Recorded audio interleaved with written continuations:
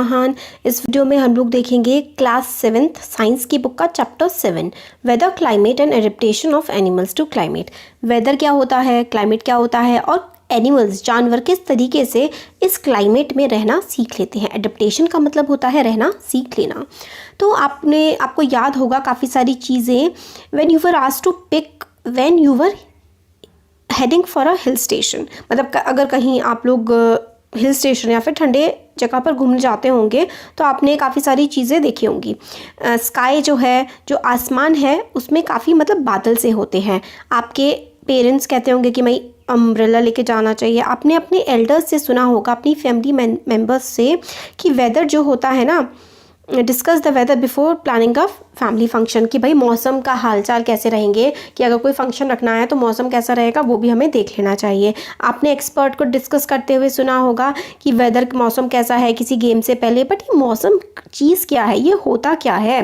The weather may have a profound effect on the game. Weather का काफ़ी ज़्यादा असर पड़ता है गेम पर, हमारी डेली एक्टिविटीज़ पर। हम लोग न्यूज़ रिपोर्ट्स में देखते हैं वेदर के बारे में, न्यूज़पेपर में पढ़ते हैं, रेडियो में पढ़ते हैं, बट वेदर होता क्या है। तो देखिए, we find that daily weather reports carries information about the temperature, humidity, rainfall। तो टेम्परेचर, गर्मी कितनी है, ह्यूमिडिटी होती है हवा में नमी कितनी है, रेनफॉल बारिश है पिछले 24 घंटों में, ठीक है। It also predicts the weather for the day. तो वेदर क्या होता है कि पूरे दिन में 24 आवर्स में हमारा मौसम कैसा है, किस घंटे में कितना टेम्परेचर है, हवा में नमी कितनी है, हवा की स्पीड कितनी है, और बारिश हो रही है नहीं हो रही है, ठीक है। Humidity as you know is the moisture, measure of moisture in the air. हवा में कितनी नमी है वो ह्यूमिडिटी होती है। तो वेदर रिपोर्ट्स हम लोगों को बताती हैं, और इसको प्रिपेयर कौन करता है, meteorological department of government of India, ठीक है। इंडियन गवर्नमेंट का मेट्रोलॉजिकल डिपार्टमेंट है, वो टेम्परेचर का, विंड का, इन सब चीज़ों का डाटा कलेक्ट करता है और वेदर को, हमारे मौसम को प्रेडिक्ट करता है। तो आप लोगों को टेम्परेचर वगैरह मेजर करके लिखना है। तो रेनफॉल जो है ना, रेनफॉल आप लोग किससे मेजर करते हैं, रेनफॉल को, कितनी बारिश पड़ी है कितनी नहीं पड़ी है। ये रेन गॉज एक ना वो होता है, इंस्ट्रूमेंट होता है, इससे पता लगता है कि कितनी बारिश पड़ी है। Amount of rain is measured by instrument called rain gauge. It is basically a measuring cylinder with a funnel on top to collect rain water. एक मेजरिंग सिलेंडर टाइप का होता है, ठीक है। इसके टॉप पे ना एक फनल जैसा लगा होता है, टॉप पे इसके फनल जैसा लगा होता है, और ये मेजर करता है कि वाटर कितना गिरा है, ठीक है। ये हम लोग को 7 दिन तक करना है। ह्यूमिडिटी कितनी है, ये वाला जो है ना एक्टिविटी है ये, कि मतलब 7 दिन तक आप लोग, दिन का सबसे ज़्यादा टेम्परेचर कितना है, सबसे कम कितना है, ह्यूमिडिटी कितनी है, ठीक है, मिनिमम ह्यूमिडिटी, मैक्सिमम ह्यूमिडिटी और रेनफॉल। तो ये वाली जो चीज़ है, ये एक आपको एक्टिविटी टाइप की करने के लिए बोला गया है। तो हमने अगर पूरे हफ्ते हम देखें, हम टेम्परेचर देखें कि मिनिमम कितना है, मैक्सिमम कितना है, तो काफ़ी ज़्यादा वेरी करता रहता है। तो day to day condition of the temperature at a place with respect to temperature हो गया, ह्यूमिडिटी हो गई, रेनफॉल हो गई, विंड स्पीड हो गई, इस सबको हम लोग कहते हैं कि ये किसी भी जगह का वेदर है। The day to day condition of atmosphere at a place with respect to the temperature, humidity, rainfall, wind speed etcetera is called weather of that place. तो वेदर क्या होता है किसी भी प्लेस का, जो डे टू डे, डेली रोज़मर्रा की जो एटमॉस्फेयर की, हमारे वातावरण की रोज़मर्रा की जो कंडीशन होती है, टेम्परेचर हो गया, ह्यूमिडिटी हो गई, रेनफॉल हो गई, विंड स्पीड, जो डेली हमारी जो डेली चल रही है, उस चीज़ को हम लोग वेदर कहते हैं। तो ये टेम्परेचर, ह्यूमिडिटी, ये सारे के सारे ना एलिमेंट्स होते हैं वेदर के। मतलब आपसे अगर पूछा जाए क्वेश्चन कि what are the elements of weather, तो temperature, humidity, rainfall, wind speed, ठीक है। और इन्हीं सारी चीज़ों को नापने के बाद हम बताते हैं कि वेदर कैसा है।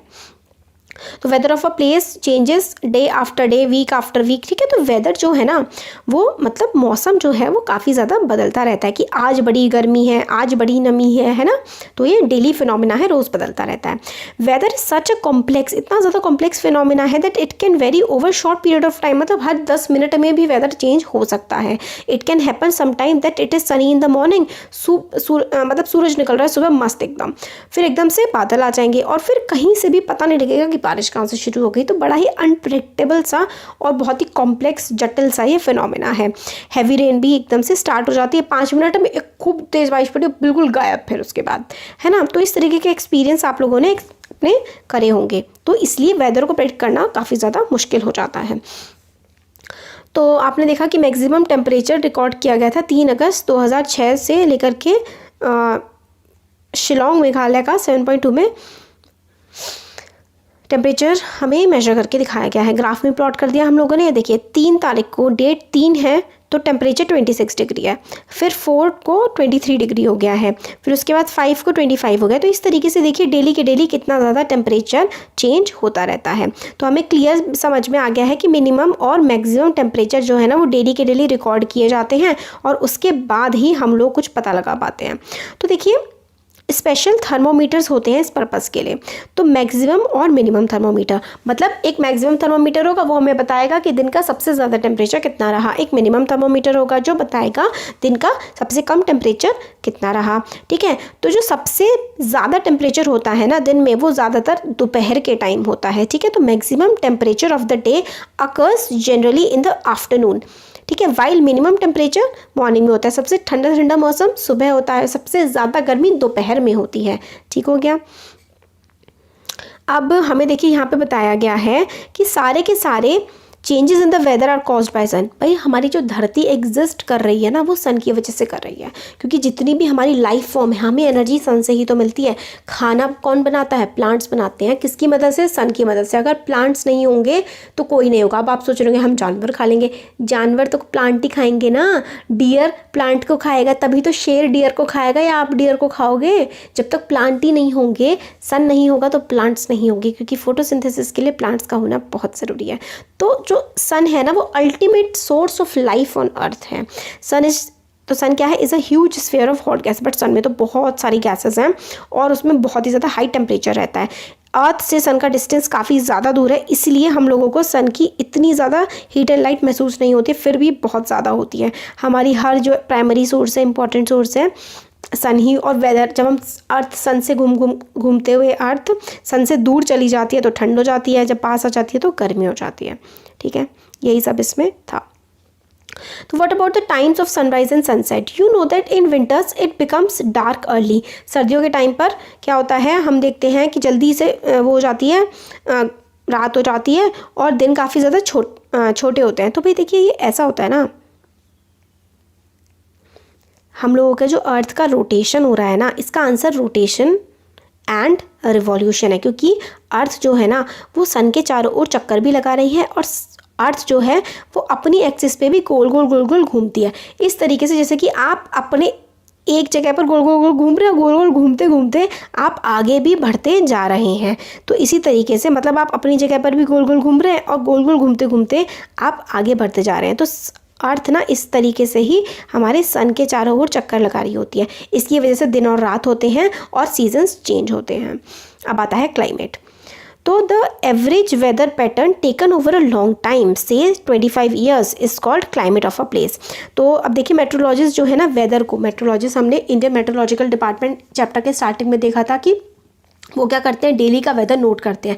ये वेदर जब लगभग 25 साल तक, 25 से 30 साल तक हम लगातार नोट करते रहते हैं ना, तब हम बता पाते हैं कि अच्छा इस जगह पर ऐसा क्लाइमेट होता है, मतलब इस महीने में सर्दी पड़ेगी, आगे महीनों में गर्मी पड़ेगी। ये हमें कैसे पता लगता है? जब हमने कई सालों तक वेदर की कंडीशंस को डेली के डेली नोटिस किया, उसके बाद हमने उनका एवरेज निकाला, फिर हमें पता लगा कि अच्छा क्लाइमेट ऐसे चेंज होता है। The average weather pattern taken over a long time से 25 years is called the climate of the place. ठीक है, तो हमें उस जगह का क्लाइमेट पता लग जाता है जब हम वेदर की कंडीशन को कई सालों तक नापते रहते हैं। If we find that the temperature at a place is high most of the time, अगर हमें लगता है कि कहीं पर बहुत ज़्यादा हाई रहता है, टेम्परेचर हाई होने का मतलब है बहुत ज़्यादा गर्मी रहती है, then we say that the climate of that place is hot. High temperature है, किसी जगह का बहुत ज़्यादा हाई टेम्परेचर है तो उसका मतलब है कि वो जगह हॉट है।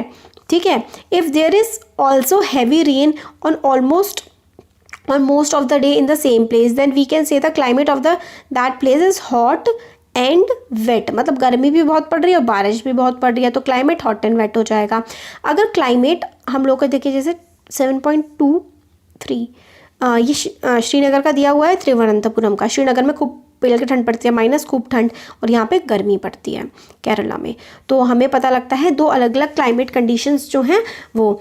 तो mean temperature for a given month is found in 2 steps. ठीक है, मीन टेम्परेचर कि एक महीने में एवरेज टेम्परेचर कितना रहेगा, ये 2 स्टेप में हम लोग पता करते हैं। First we find the average of the temperatures recorded during the month, मतलब पूरे के पूरे मंथ में कितना टेम्परेचर आया है उसका एवरेज निकाल लेते हैं।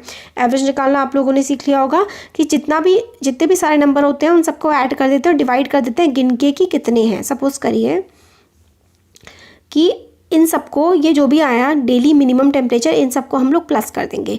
फिर ये कितने हैं, 1 2 मतलब 12 महीने हैं ना, तो टोटल इन सबको ऐड करने के बाद 12 से डिवाइड कर देंगे तो हमारा एवरेज निकल आएगा जो भी होगा। ठीक हो गया, ऐसे ही करते हैं। तो पहला स्टेप है हम लोग एवरेज निकाल लेते हैं सारे के सारे टेम्परेचर्स का एक पर्टिकुलर महीने में। सेकंड, हम लोग एवरेज कैलकुलेट कर लेते हैं टेम्परेचर का ओवर मेनी ईयर्स, एक पर्टिकुलर महीने में क्या टेम्परेचर रहा और कई सालों तक उस महीने में क्या टेम्परेचर रहा होगा वो हम लोग निकाल लेते हैं। तो इस तरीके से हम लोग निकालते हैं कि किसी भी जगह का हम लोग टेम्परेचर या क्लाइमेट के हिसाब से वहाँ पे कैसे कैसे चेंजेस आ रहे हैं। तो हम लोग को इससे पता लगता है कि जम्मू कश्मीर में ठंड पड़ती है, केरला में गर्मी पड़ती है।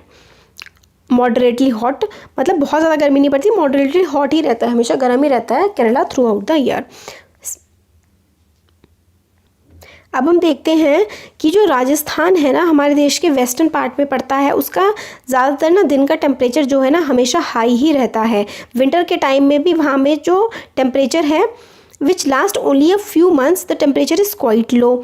This region receives very little rainfall. This is a typical desert. It is hot and dry. तो राजस्थान में काफ़ी ज़्यादा गर्मी पड़ती है और बारिश भी बहुत ज़्यादा कम होती है। गर्मी पड़ती है तो हॉट, और बारिश बहुत ज़्यादा कम पड़ती है तो वो ड्राई है। ठीक है, तो हमारा राजस्थान का climate hot and dry type का है। नॉर्थ ईस्टर्न पार्ट जो है इंडिया का, उसमें काफ़ी ज़्यादा बारिश पड़ती है, इसलिए जो नॉर्थ वेस्ट है ना, नॉर्थ ईस्ट है इंडिया का, तो वो काफ़ी वेट क्लाइमेट है। वहाँ पे गर्मी बहुत ज़्यादा नहीं है, ठंड बहुत ज़्यादा नहीं है, मगर वहाँ बारिश बहुत ज़्यादा है, तो इसलिए वहाँ का जो क्लाइमेट है वो वेट टाइप है। अब क्लाइमेट एंड अडेप्टेशन, क्लाइमेट मतलब हमारा जो मौसम किस तरीके का चल रहा है और हम उसमें किस तरीके से रह पा रहे हैं, उसको हम लोग एडेप्टेशन कहते हैं। Climate has a profound effect on all living organisms, climate जो है उसका काफ़ी ज़्यादा असर पड़ता है सारे के सारे जितने भी जीव जंतु है, लिविंग ऑर्गेनिज्म है, उन पर। Animals are adapted to survive in the conditions in which they live, animals को ना आदत पड़ जाती है उन जगह पर रहने की जिन जगहों पर वो रह रहे होते हैं। एनिमल्स जो है बहुत ज़्यादा ठंडे एनवायरनमेंट में भी है, बहुत ज़्यादा क्लोज कोल्ड ठंडे गर्म एनवायरनमेंट में जो रह रहे होते हैं ना, तो उनके अलग अलग फीचर्स वो अपना अडॉप्ट कर लेते हैं। तो क्या उनके फीचर्स हैं, उनकी कैसी हैबिट्स हो जाती हैं, प्रोसेस ऑफ इवोल्यूशन से किस तरीके से वो सीख लेते हैं चीज़ों को, वो हम देखेंगे। चैप्टर 9 में हम लोग वेदर का इफेक्ट क्लाइमेट पर और मिट्टी पर देखेंगे। ठीक है, और एनिमल्स के बारे में भी हम स्टडी करेंगे कि एनिमल्स पे क्लाइमेट वेदर का क्या इफेक्ट पड़ता है। और you have read about adaptation of animals, animals किस तरीके से रहना सीख जाते हैं। 6th क्लास में हमने पढ़ा था कि एक पर्टिकुलर हैबिटाट में, हैबिटाट का मतलब होता है किस जगह पर एनिमल रह रहा होता है, उसको रहने की कैसे वहाँ पर आदत पड़ जाती है। ठीक है, as examples of adaptation of animals to climate conditions we discuss only animals living in polar and tropical rain forest. इस चैप्टर में हम लोग जो पोलर रीजन मतलब खूब ठंडे इलाकों में जो एनिमल्स रहते हैं, और रेन फॉरेस्ट मतलब खूब बारिश वाले इलाकों में जो रहते हैं, उनके बारे में हम इस चैप्टर में पढ़ेंगे। तो जो पोल्स होते हैं ना, पोल्स का मतलब है नॉर्थ पोल और साउथ पोल, यहाँ पर काफ़ी ज़्यादा ठंड पड़ती है। कुछ कंट्रीज़ काफ़ी ज़्यादा जो फेमस हैं, जैसे कि कनाडा हो गया, ग्रीनलैंड हो गया, आइसलैंड, नॉर्वे, स्वीडन, फिनलैंड वगैरह, यहाँ पे काफ़ी ज़्यादा ठंड पड़ती है, पोलर रीजन्स में आते हैं। और कंट्रीज़ जो कि ट्रॉपिकल रेन फॉरेस्ट है, इंडिया भी एक एग्जाम्पल है, मलेशिया, इंडोनेशिया, ब्राज़ील, ये सारे ट्रॉपिकल रेन फॉरेस्ट के एग्जाम्पल हैं। अब हम लोग देखते हैं पोलर रीजन के क्या हाल चाल होते हैं। पोलर रीजन में काफ़ी ज़्यादा ठंड पड़ती है। ठीक है, तो polar region present and extreme climate, polar region extreme climate दिखाता है। एक्सट्रीम क्लाइमेट का मतलब है खूब ही ज़्यादा ठंड होती है। These regions are covered with snow and is very cold for most part of the year, काफ़ी बर्फ़ से ढके रहते हैं और ज़्यादातर साल के ज़्यादातर समय पर क्या रहते हैं, ये ठंडे ही रहते हैं। For 6 months the sun does not set at the poles while for the other 6 months the sun does not rise, 6 महीने तक ना सूरज छुपता नहीं है और 6 महीने तक सूरज उगता नहीं है।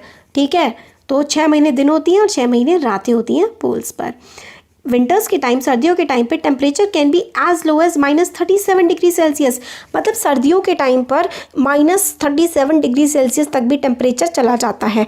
एनिमल्स जो कि वहाँ पे रहते हैं, इन कंडीशंस में उनको रहने की आदत हो गई होती है और इसी को हम लोग एडेप्टेशन कहते हैं। एग्जाम्पल के लिए पोलर बियर और पेंगुइन्स के बारे में हम पढ़ेंगे।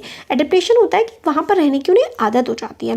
पोलर बियर्स हैव वाइट फर्स। पोलर बियर जो होते हैं ना, उनकी वाइट कलर की फर होती है ताकि वो अपने स्नो में आराम से रह सके, आराम से छुप सके। It protect them from their predators. मतलब जो उनको मार के खाने वाले होते हैं ना, उनसे पोलर बियर्स आराम से बच जाते हैं क्योंकि उनकी वाइट कलर की स्किन होती है और उनको प्रे कैच करने में, अपना शिकार ढूंढने में भी आसानी होती है। और वो एक्सट्रीम कोल्ड से, बहुत ज़्यादा ठंड से भी बच जाते हैं क्योंकि उनकी जो फर की लेयर होती है ना, वो काफ़ी ज़्यादा मोटी होती है और वो आराम से ठंड से बच जाते हैं। They also have a layer of fat under their skin. Skin के अंदर, ऊपर स्किन थी, उसके नीचे एक फैट की लेयर होती है। वो फैट की लेयर जो है ना, उनको क्या करती है, in fact they are so well insulated. इतनी ज़्यादा, मतलब उनको ठंड से बचाने के लिए चीज़ होती है। अगर वो ज़्यादा चलते हैं ना तो वो ओवर हीट हो जाता है, मतलब उनको गर्मी लगने जाती है। इतने -37 डिग्री सेल्सियस में भी अगर पोलर बियर ज़्यादा चल लेगा ना तो उसको गर्मी लग जाएगी। सोचो, इतने ज़्यादा वो वेल इंसुलेटेड होते हैं। वेल इंसुलेटेड का मतलब है कि उनको ठंड ना लगे, इसका इंतज़ाम इतना गजब का होता है। Physical condition on warm days necessitate cooling. तो फिजिकल कंडीशन जैसे कि वहाँ पे जब थोड़ा वही 6 महीने दिन वाली कंडीशन आती है तो पोलर बियर्स जो है ना, वो स्विमिंग भी आराम से कर लेते हैं ताकि खुद को ठंडा रख सके। तो पोलर बियर्स काफ़ी अच्छे स्विमर्स भी होते हैं। उनके पॉज कहते हैं होते हैं, उनके जो पंजे होते हैं ना पैर वाले, वो काफ़ी ज़्यादा ऐसे करके चौड़े चौड़े होते हैं। एंड लार्ज, काफ़ी ज़्यादा वो लार्ज पॉज होते हैं उनके। ये देखें, पंजे ना काफ़ी लार्ज होते हैं। आप यहाँ से एडेप्टेशन वाला जो टेबल है ना, ये बना रखा है, इससे देख सकते हैं एडेप्टेशन ऑफ कि काफ़ी लार्ज फैट लेयर होती है इनकी स्किन की। आराम से आइस पे चल पाते हैं, पानी में तैर पाते हैं गर्मियों में, है ना। While swimming under water it can close it's nostril and can remain under water for long duration. जब वो पानी में जाते हैं तो अपनी नोस्ट्रिल, अपनी नाक को बंद कर लेते हैं आराम से, और इनकी सेंस ऑफ स्मेल काफ़ी ज़्यादा स्ट्रॉन्ग होती है और इसकी हेल्प से ये अपना खाना आराम से कैच कर लेते हैं। अब आता है पेंगुइन्स। ये जो है ना, यहाँ पर ये पूरा जो मैंने आपको पढ़ा दिया है, ये काफ़ी थिक लेयर होती है, अपना प्रे आराम से ढूंढ लेते हैं और फर होती है वाइट कलर की, तो अपने इसमें वो आइस में दिखते नहीं है, काफ़ी स्ट्रॉन्ग स्मेल होती है, तो अपना कैच कर लेते हैं प्रे। जो उनके पैर होते हैं काफ़ी ज़्यादा ऐसे करके होते हैं, तो तैर भी पाते हैं, चल भी पाते हैं। अंदर काफ़ी जो दूसरा एनिमल जो कि पोल्स पे रहता है वो है पेंगुइन। ये वाइट कलर के होते हैं। It also white and merges well with a white background. तो वाइट बैकग्राउंड के साथ आराम से मर्ज हो जाते हैं, घुल मिल के रह लेते हैं। इट ऑल्सो हैज़ अ काफ़ी थिक सी स्किन होती है और काफ़ी सारा फैट होता है इन पर भी, जो कोल्ड से इनको बचा लेता है। ठीक है, पेंगुइन से होते हैं, वाइट कलर के होते हैं, छुप जाते हैं, ब्लैक कलर के होते हैं, काफ़ी सुंदर से होते हैं। ये ना साउथ पोल में रहते हैं, साउथ पोल, जहाँ पे ह्यूमन हैबिटेशन बिल्कुल भी नहीं होती। अब आगे हम लोग देखते हैं, लाइक पोलर बियर्स, जो पेंगुइन्स है ना, वो भी काफ़ी अच्छे स्विमर्स होते हैं। उनकी बॉडी स्ट्रीमलाइन होती है ऐसे करके। स्ट्रीमलाइन का मतलब है इस तरीके की, देखिए ये पॉज है, पैर हैं पेंगुइन के, आराम से तैर पाते हैं और इनकी बॉडी ऐसी स्ट्रीमलाइन होती है ना कि अच्छे से इनको तैरना आ जाता है। ये काफ़ी गुड स्विमर्स होते हैं। अदर एनिमल्स जो कि पोलर रीजन में रहते हैं, वो फिश हो गए, मस्क ऑक्सन, रेनडियर्स, ये सारे के सारे रहते हैं। ये जो फिशेस होती हैं ना, इस टाइप की होती हैं कि काफ़ी ज़्यादा ठंडे पानी में रहने की इनको आदत होती है। बर्ड्स जो हैं वो वार्म कंडीशन में सर्वाइव कर पाती हैं, इसलिए जब ठंडा मौसम आता है ना 6 महीने वाला, तो वो जो गर्म जगह है वहाँ पर आ जाती है। इंडिया में भी आती हैं काफ़ी सारी। एग्जांपल के लिए साइबेरियन क्रेन। साइबेरियन क्रेन जो है वो भरतपुर हरियाणा, राजस्थान, सुल्तानपुर हरियाणा, यहाँ पे काफ़ी ज़्यादा साइबेरियन क्रेन देखी जाती है। ये साइबेरिया से आती है। अब ये इसमें ये बता रखा है कि माइग्रेटरी बर्ड्स जो है ना, वो लगभग 15,000 किलोमीटर्स तक भी ट्रैवल कर लेती हैं अपने रहने के लिए। इसमें यही बताया गया है। अब आगे आता है tropical rain forest. Tropical rain forest में हम लोग को जानवरों वगैरह के बारे में बताते हैं। तो ट्रॉपिकल रेन फॉरेस्ट काफ़ी ज़्यादा गर्म होते हैं। ठीक है, ऐसे इलाके होते हैं जो काफ़ी ज़्यादा हॉट इनका क्लाइमेट रहता है, क्योंकि इनकी लोकेशन जो है ना वो इक्वेटर के पास होती है। इक्वेटर ऐसे करके बीचों बीच आता है, इसके पास ही ट्रॉपिकल रेन फॉरेस्ट रहते हैं। इसकी वजह से सीधी सनरेज पड़ती हैं इन पर, तो काफ़ी गर्म रहते हैं। और इनका जो कोल्डेस्ट मंथ है ना, जो सबसे ठंडा महीना है, वो भी 15 डिग्री सेल्सियस तक ही मुश्किल से ये पहुँच जाता है, और 40 डिग्री सेल्सियस गर्मियों में ये क्रॉस कर जाते हैं। और जो दिन और रात हैं वो हमेशा लगभग इक्वल ही रहते हैं, क्योंकि इक्वेटर पे होते हैं ना, इक्वेटर में दिन और रात हमेशा एक जैसे ही होते हैं पूरे 12 महीने। फीचर जो है ट्रॉपिकल रेन फॉरेस्ट के हमारे इंडिया में कहाँ कहाँ मिलते हैं, वेस्टर्न घाट्स में और असम में। वेस्टर्न घाट्स यहाँ पे हैं, ये वेस्टर्न घाट्स है। असम जो है वो यहाँ पर है, इधर वाला जो नॉर्थ ईस्ट रीजन है उसके ऊपर वाले में असम है, ठीक है। और साउथ ईस्ट एशिया में, सेंट्रल अमेरिका में, सेंट्रल अफ्रीका में ये मिलते हैं। Because of continuous warmth and rain this region supports wide variety of plants and animals. क्योंकि यहाँ पे काफ़ी ज़्यादा बारिश पड़ती है तो इस वजह से यहाँ पे काफ़ी ज़्यादा टाइप के एनिमल्स मिलते हैं, जैसे मंकी हो गए, गोरिल्ला हो गए, एलिफेंट्स वगैरह, स्नेक, ये सब काफ़ी मिलते हैं। यहाँ पे हॉट ह्यूमिड क्लाइमेट रहता है आराम से, और इसमें रहना जानवरों ने सीख लिया है। क्लाइमेटिक कंडीशन जो कि रेन फॉरेस्ट की होती हैं काफ़ी सूटेबल होती हैं कि यहाँ पे काफ़ी सारे टाइप के एनिमल्स रह पाते हैं, क्योंकि उनको आराम से खाना मिल जाता है। बारिश पड़ती है तो खूब पेड़ उगते हैं, खूब खाना मिलता है, तो आराम से वो रह पाते हैं। बट काफ़ी ज़्यादा कॉम्पिटिशन भी होता है इन शेल्टर के लिए, क्योंकि बारिश ज़्यादा पड़ती है। काफ़ी सारे एनिमल्स जो है ना उन्होंने पेड़ों पे रहना सीख लिया है। लाल रंग के जो रेड आइड फ्रॉग, लाल रंग की आंखों वाले मेंढक होते हैं, has developed a sticky pads on its feet to help it climb trees on which it lives. तो मतलब एक स्टिकी सा पैड होता है, स्टिकी चिपचिपी सी उनकी पैर पे कुछ होता है ताकि वो आराम से क्लाइम कर पाएँ, पेड़ के ऊपर चढ़ पाएँ, ठीक है। To live them on trees.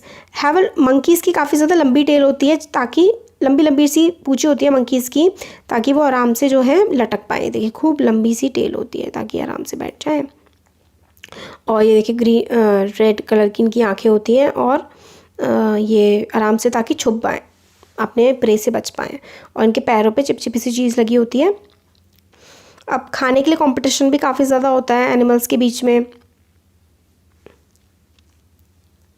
जैसे कि एक टॉकन बर्ड अभी हम देखेंगे, विच पोजेस, काफ़ी लंबी सी इसकी बीक होती है, which helps to reach the fruits on branch which are otherwise too weak to support its weight. मतलब इसकी चोंच इतनी लंबी होती है ना कि ऐसे ऐसे प्लांट्स पे भी ये खाना खा लेती है। ये देखिए टॉकन, ये देखिए जहाँ पर उसकी ब्रांच काफ़ी ज़्यादा वीक होती है तो अपनी लंबी सी चोंच बढ़ा करके फल वगैरह उसमें से निकाल लेती है वो।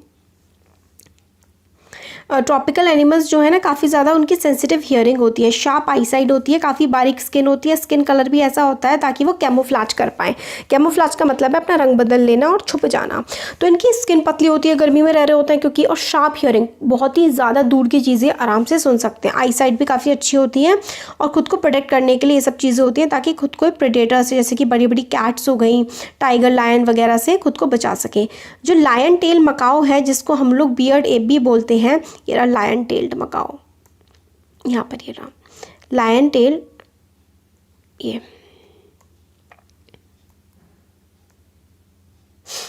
लायन टेल मकाओ है, ये भी कहाँ पर रहता है, rain forest of western Ghat, India में रहता है। Its most outstanding feature is the silver white mane which surrounds it head from the cheeks down its chin. ये देखिए यहाँ पर ये देखिए, ये है ना, ये इसकी मेन है, मतलब मुंह के आसपास जो वाइट वाइट से कलर का होता है ना, ये होता है इस वाले में, मंकी में।